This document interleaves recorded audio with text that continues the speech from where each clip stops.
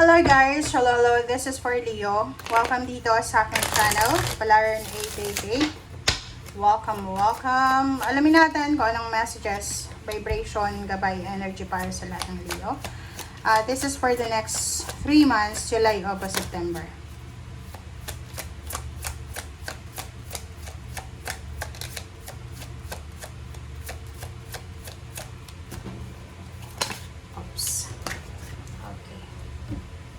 Okay, overcoming obstacles, protected by angels, in the flow. Okay. So, yung first 3 cards natin, Leo, sinasabi na lahat daw ng obstacles and challenges, lahat daw ng problema mo, ay may solusyon. Okay? Lahat ng mga pinoproblema mo, Leo, ay may solusyon. Mau-overcome mo. Kumbaga, kung ano man, sa 3 months na to, kung ano man na problema ang pagdadaanan mo, sinasabi ng barahan na maayos mo daw yan. Everything is smooth sailing, Leo. So, sa 3 months na to, kung magta-travel ka, or lilipat ka ng bahay, or kung ano man itong mangyayari sa 3 months na to, peaceful, smooth lang yung mga pangyayari. Okay? And next is protected by angels. You are cherished by the angels. So yun, kung ano man itong mga plano mo, ano man itong gagawin mo, this 3 months, sabi ng baraha, huwag kang mag-alala kasi protektado ka ng angels. Hindi ka maano, okay? Maganda yung readings mo ngayon .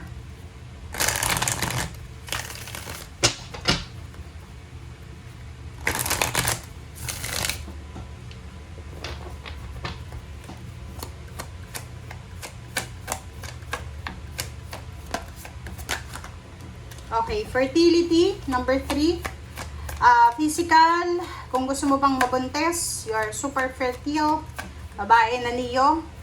Ayaw mo nang mabuntis, mag-contraception ka. Kasi pwedeng there's unexpected pregnancy na pwedeng mangyari.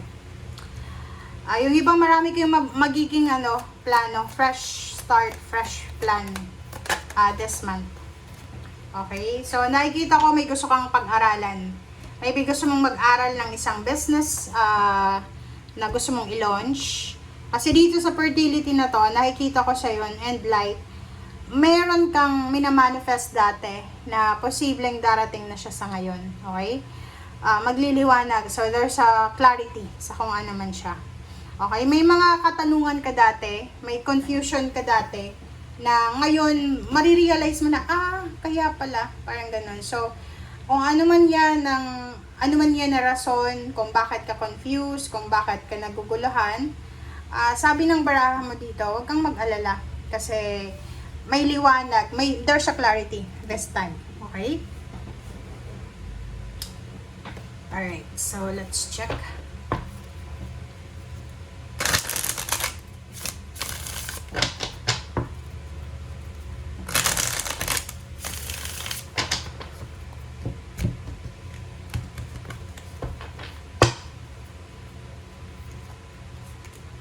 Okay, Ace of Swords. So, maraming mga kwento, maraming information. Marami kang balita, communication, chat, call, email, or kung ano pa man na information ang posibleng darating sa'yo. So, 3 of Pentacles and 9 of Cups. So, nakikita ko sa'yo dito, may mga Leo talaga ditong nag-strategize ka. So, halimbawa, may isang negosyo ka na gustong buksan or i-launch. Nakikita ko sa'yo dito na pinag-aaralan mo to. Okay? Pinag-aaralan mo, nagre-research ka, nagtatanong-tanong ka kung paano mo yan gagawin. Diba? Pero, sabi ng baraha sa'yo dito, you need to be careful kung ano man tong gagawin mo. Kasi, possible na sa una, hindi ito mag-click. Okay? Kasi hindi lahat ng tao isinilang na negosyante. Hindi lahat ng tao isinilang na may kakayahan para magnegosyo. So, in your case, Leo, sinasabi ng baraha sa'yo na kung ikaw ay may planong magnegosyo tapos gagayahin mo lang yung kapitbahay mo, pag-isipan mong mabuti. Yun nga, kailangan mo dito ng wisdom, kailangan mo ng talino, kailangan mo ng kaalaman.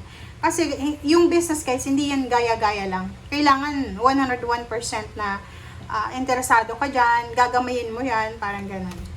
Kasi negosyo to eh. Nakikita ko sa'yo dito, there's a parang you're going back to your province, to the Philippines, kung isa kang OFW, because there's a big celebration for the family. So maybe this is your birthday, since you're Leo, or maybe the birthday of your family member. So nakikita ko sa'yo dito, may okasyon, there's a big occasion na posibleng mangyayari for the next 3 months. And nakikita ko na there's a parang reunion, family gatherings, yung kwento, ganyan, ganito. Okay, sa usaping pera, sinasabi ng barahan na kailangan mong maging maingat sa paghahawak ng pera sa 3 buwan na to. Kumbaga, wag kang labas ng labas ng pera. Okay, wag mong isa-sacrifice yung future mo, yung savings mo, sabi sa'yo eh. Diba? Kailangan mapasensya ka daw. Kung marami kang hawak na pera, Leo, sabi ng baraha, matuto tayong magpasensya. Kasi may ganun na tao, diba? Pag nakakahawak sila ng pera, hindi sila mapakali. Yung iba mahilig mag-online shopping, bumili ng mga bagay-bagay na hindi naman nila kailangan, parang ganun. Just to release the stress, parang ganun. So, sabi ng baraha sa'yo, July, August, September, you need to be careful sa pag-handle ng pera. Kalmado ka lang dapat, okay? Mag-save, magpasensya, huwag magpadalos-dalos, okay? Nakikita ko na sobra kang workaholic, which is deserve mo naman yung pera mo, diba? Nakikita ko sa'yo dito, you're super workaholic. Okay, yung perang mahahawakan mo for the 3 months, matagal mo yan na hinintay. Okay, wow, promotion, salary increase, travel, nakikita ko sa'yo na makakabayad ka ng utang, yung mga problema mo, financial problems ay posibleng matatapos na. So, you're happy. There's a new relationship sa mga naghahanap ng relationship. May mga love offer, may mga friendship offer. Kaso lang mag-iingat kayo. Kasi hindi lahat ng nag-o-offer sa inyo ay sincere. Yung iba may manluloko dyan. Okay?